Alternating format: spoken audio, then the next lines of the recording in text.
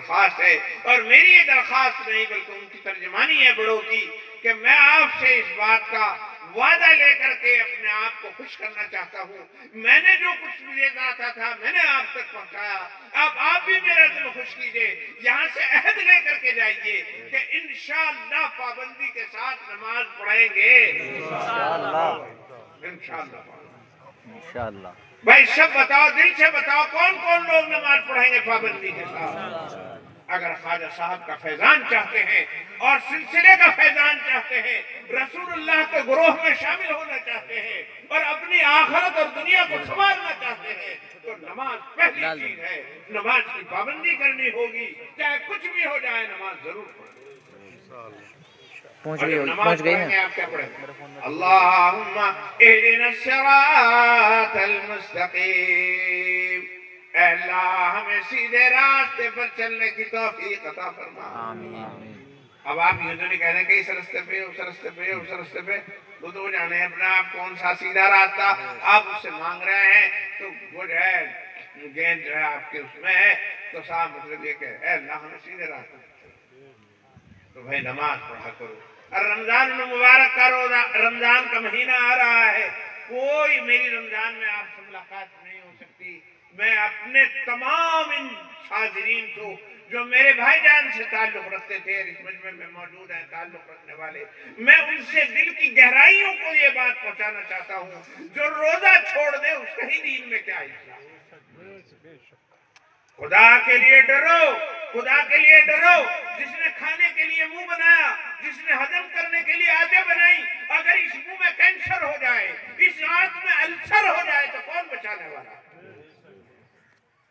दिन भर रात भर खाओ और 11 महीने खाओ, लेकिन अल्लाह का हुक्म है कि रमजान मुबारक में न खाओ।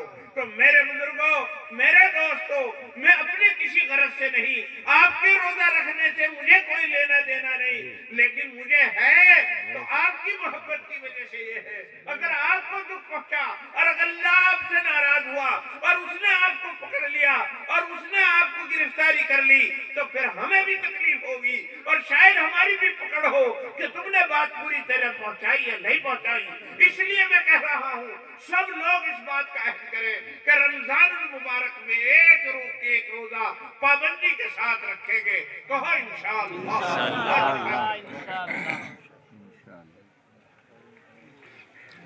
किसी पे जुल्म नहीं करेंगे, किसी को मारो नहीं, अगर तुम ताकत में हो तो किसी को मारो नहीं।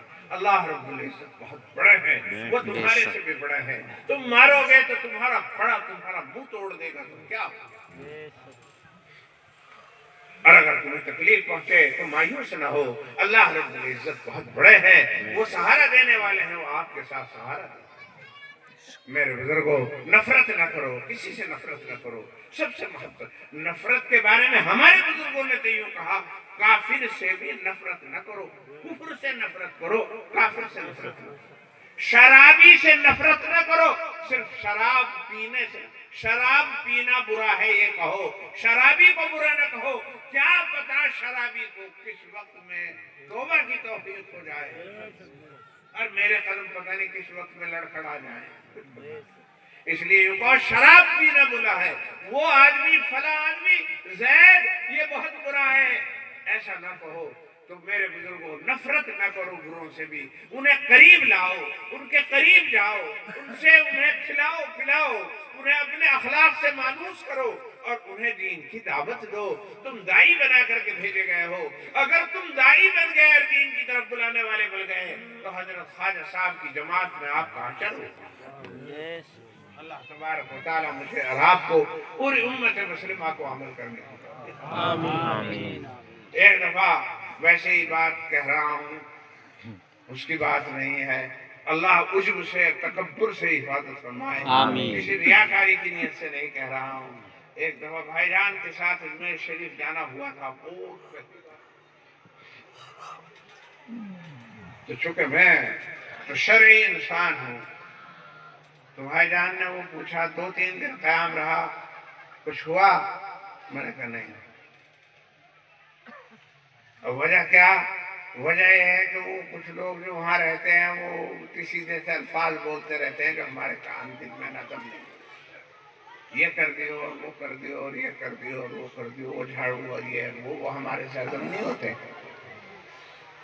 تو انہوں نے کہا کہ تم اگر انہیں سنو گے تو کچھ نہیں ہوگا، اسے یوں سوچ لو کان بند کر کے جاؤ، مگر کان بند کس طرح ہوں تو آوازیں آتی رہتی ہیں۔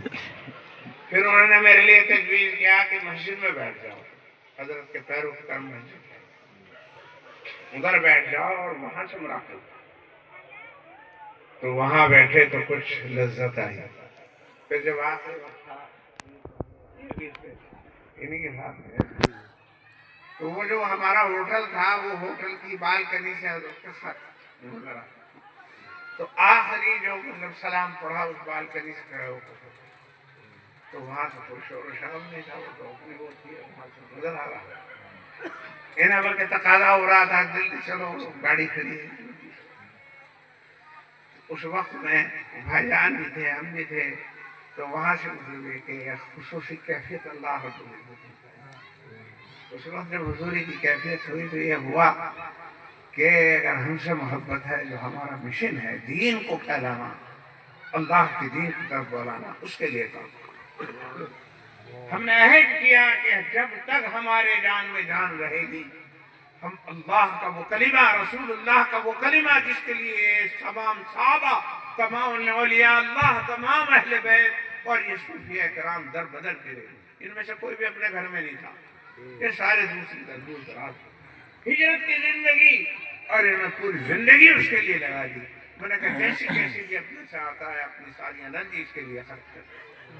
اللہ کا فضل ہے، اللہ کا کرم ہے، ویسے تو حق تو کس سے ادا ہوتا ہے، بس یہ ایک یہ تحفہ تھا، ایک وہ مطلب یہ کہ عنایت تھی، ایک اشارہ تھا، تو وہ مجبور کرتا ہے آپ حضرات تک بھی آنے پر اور آپ کو یہ سب کچھ بتانے پر، اور مطلب یہ کہ جو جذبہ تھا از دل خیزت ور دل ریزت، دل سے اٹھتا ہے، دل پر پڑتا ہے۔